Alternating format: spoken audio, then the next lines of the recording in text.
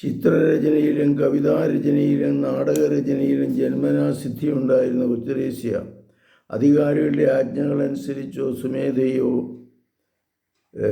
അവ ചെയ്യുമ്പോഴെല്ലാം ആ കഴിവുകളെല്ലാം ദൈവം തന്ന ദാനങ്ങളാണെന്ന ബോധ്യത്തോടു കൂടിയാണ് ചെയ്തുകൊണ്ടിരുന്നത്.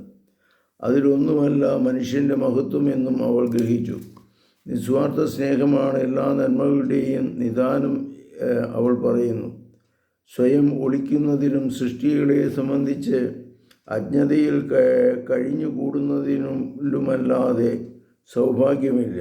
സ്നേഹമില്ലെങ്കിൽ സകല പ്രവർത്തനങ്ങളും മരിച്ചവരെ ഉയർപ്പിക്കുക അഥവാ ജനപദങ്ങളുടെ മാനസാന്തരപ്പെടുത്തുക അതുമുതലായി തുലവും പ്രശസ്തമായോ പോലും ശൂന്യമാണെന്ന് ഞാൻ ഗ്രഹിച്ചു. അവിടുന്ന് മാത്രമാണ് അചഞ്ചലനെന്നും അവിടത്തേക്ക് മാത്രമേ അപാരമായ എൻ്റെ അഭിലാഷങ്ങൾ നിറവേറ്റാൻ സാധിക്കുകയുള്ളൂ എന്ന് ഞാൻ വിശ്വസിക്കുന്നു. എളിമയിൽ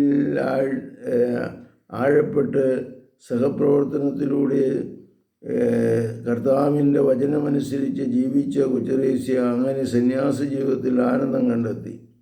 പരിശുദ്ധ പരമദിവ്യകാരുണ്യത്തിന് നേരവും ആരാധനയും സ്തുതിയും പുകഴ്ചയും ഉണ്ടായിരിക്കട്ടെ. ഈശോ മിശിഹായ്ക്കും സ്തുതിയായിരിക്കട്ടെ.